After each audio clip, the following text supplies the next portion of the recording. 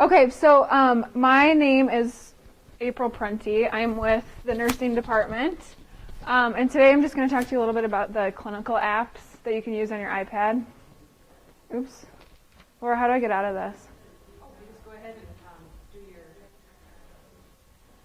AirPlay again. Oh, there we go. Okay. All right, so the piece of paper I gave you summarizes just the apps I'm going to talk briefly about today, so you can kind of refer to that. The first one we're going to look at is WebMD. This is probably one of the older apps. It's really user-friendly just for the general public. It's got a symptom checker on there, so if you're not feeling good, you can plop in some symptoms and it'll tell you 15 different diseases you might have. The conditions, you can look up various conditions, hypertension, that sort of thing. Drugs and treatment, you can look up miscellaneous medications. There's first aid information, and there's local health listings as well. You can put in your location, and there's different, they'll talk about health fairs, local clinics, that sort of thing. It's pretty good. It's not the best resource. It's good if you just want generic information. Then we'll talk about the CDC app. These are all free, by the way, too, which is another good thing. The CDC app is really good. This is free. You can download that. You can find various health information on here. There's health articles. We'll look at one of these.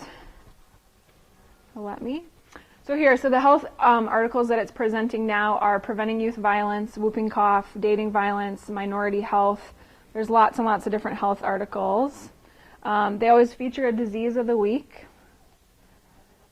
So here they're talking about child passenger safety. Good one. I can read up on that. Alcohol screening, colorectal cancer. So they always feature that, and it usually cycles every week. So there's new information on there all the time. Vital signs. This is just various information, different new research that's coming out that the CDC is looking at. Like, for example, here. So here's HIV and AIDS Awareness Day. So this is from February 7th. So they'll keep this up for a little while. And it's nice because it updates pretty frequently and you don't have to keep track of that. So I'm going to skip Medscape and Micromedics for now. I want to talk about the SSRN. So this is the Social Science Research Network. This is just an electronic database. It has over 400,000 full-text articles on there that you can use. Basically what it is, it's for people to submit their research and abstracts. So any social scientist can submit to this. They'll feature your abstract on here. You can access full-text papers on here if they allow you to download it free. There's scholars from all across the world that utilize this, so it's really nice. I've recommended this to a lot of students as well. Even if they can't get a full text from this resource, they can find the article that they want, the abstract, and then we can pull it for them from the library by contacting Nicole or somebody over at the library. So, the Electronic Preventative Services Selector, this is a newer one. The Department of Health and Human Services did this app. This is, basically they list out recommendations for preventative care for all different ages. So we can search. So the first search mechanism that you can do, I don't know if you can see it up there, you can do their age. So you just punch in an age. So we'll do 45-year-old, we'll do a male. So pregnancy, you can indicate yes or no. We'll do non-tobacco users and sexually active. And if you search, it'll list the Department of Health and Human Services preventative screening. So for this patient, they recommend aspirin, HIV screening, high blood pressure screening, lipid disorder screening, and then syphilis screening. So you can search, you can punch anything in there. So if you have a patient, what they initially recommended this for was for providers to recommend to their patients, but then it's a resource now that the public can use. And then you can also just browse by topics as well. So if you want to learn more about breast cancer screening, it's got all the information here. So just generic information, clinical information, what their rationale is, which includes all their citations and everything as well, which is good.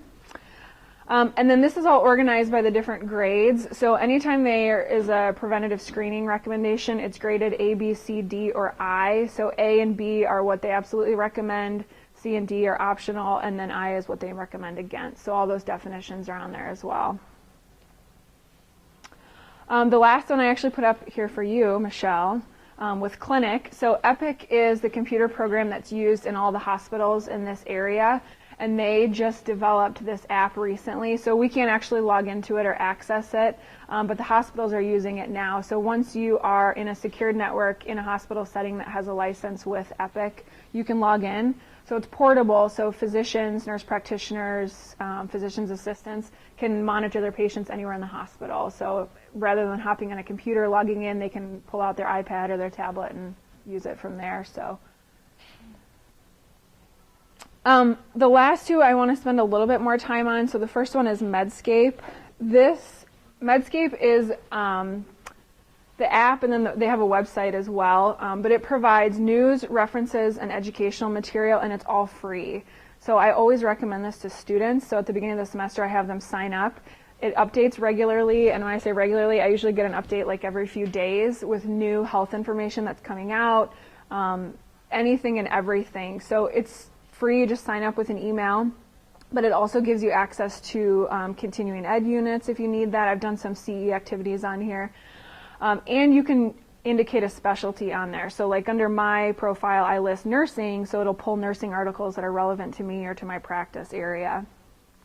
So if we click on news, it'll talk about recent news. So a pill a day to keep breast cancer away. So this was just released on Valentine's Day. So it's some new medication that they're looking at with breast cancer. So it's got articles on here. It has case studies on here, and they're real case studies that were interesting patients that physicians had worked on. So I've used a couple of those in class, which is nice. Yeah, so on the far right, they have the latest in nurses. So I don't know if you can see it, but this is how it's organized. So latest in nursing is over there. So they're more relevant to what your topic is. So you can indicate physician, you can indicate student, all of that. Medscape will also send you an email every week with a new interesting article that came out that it thought you might like. So you will get frequent emails, one a week. So, and then reference is really nice. Reference, you can look up drugs, conditions, various procedures. You can check medication interactions, and then you can check the formulary as well. So students use this sometimes for medications in the clinic area. And then education, this is where you'll find the continuing ed patient cases on the far left. So this new one is major depressive disorder, and it's got new perspectives on diagnosis and management. So it'll give you kind of a background of that patient, what happened with the patient, what they did for treatment, what the outcome was, and then there's always a activity that's associated with it. They usually have PowerPoints. PowerPoints are free to access if you want to use those in class or for the students, and then you'll print off your completion certificate at the end. So, and then it'll tell you too who's eligible. So if it's a physician that's eligible or nursing, something like that. Okay. Did you say there are charges for those classes? No, they're all free. Yeah, yeah. It's really nice too. I was kind of dumbfounded by Medscape at the beginning because I was like, oh, there's no way that it's free, but it is. All of it's free. And the updates are free often too. And what it allows you to do, which is nice, when it updates, it gives you the option to download it so you don't have to access it on Wi-Fi. So if you don't have an iPad with 3G in your home or someplace that doesn't have Wi-Fi, you can still access that information if you download it. So the updates only take maybe 5 minutes. It says 2 to 10 minutes. And like I said, it's usually every few days that happens. But yeah, it's pretty nice. So I've had students get lots of articles off here for evidence-based practice papers that we do and projects in class. So I've used it quite a bit in class too, just because our textbooks are outdated, before our students even buy them because things change so frequently. So this has been nice because we can talk about relevant, what's current, maybe that's different from what's listed in the textbook. So. And then the last one I want to talk about is Micromedics. This is, you can purchase, and I don't really know what I would use if I purchased it or what it would give me that's different. But this is basically a drug reference textbook. You can search by drug or medication classification. This is updated. It'll send you an email when it's ready to update or when you access it. This is free as well. You can get this on your iPhone too, so students that are in clinic can kind of pull their iPhone out if it's easy, look this up. There were a lot of physicians that I'd seen that I'd worked with that use this as well, but it's very thorough, and it updates as medications change. If FDA, takes something off the market or approves something new, it'll put it on there and update it fairly regularly, which is nice because our textbooks don't do that for us. So those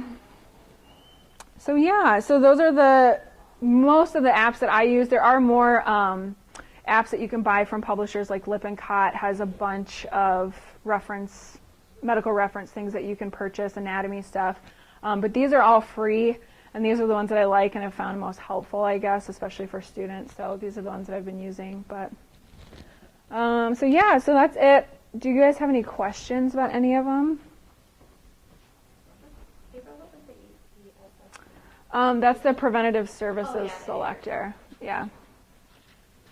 So, and I guess this one has some tools too. We can look at this. So these tools, these are nice. I didn't mention these. These are all different. Like there's a BMI calculator on there. So this is in the EPSS, the preventative service selector.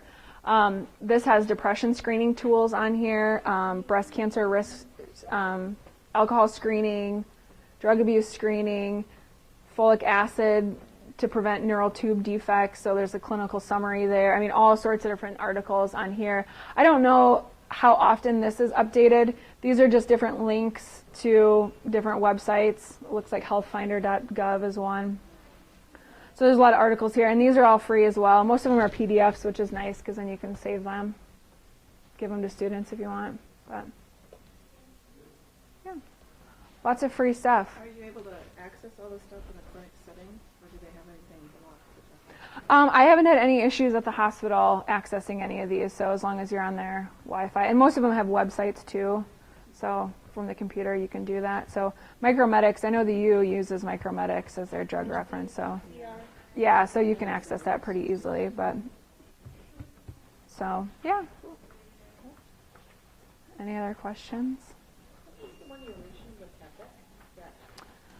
Oh yeah, so Epic is the electronic record that the hospitals use around here for patient monitoring, patient information. And this is now available on the iPad, but you have to be on a secured network, and the network has to give you some code.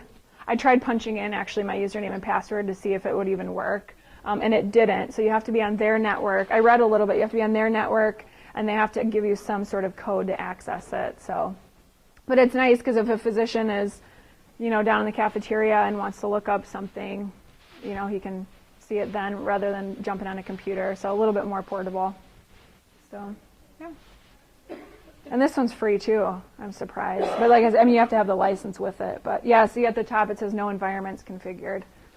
So you have to punch in, if you're at the university or Mercy, wherever. So. But yeah, Medscape is probably my favorite. That's the one I always have students sign up for. So if you haven't, I could recommend that. But yeah. Any other questions? Nothing? Exciting stuff. Okay, thanks for coming. Hope you enjoyed it. Hope you learned something.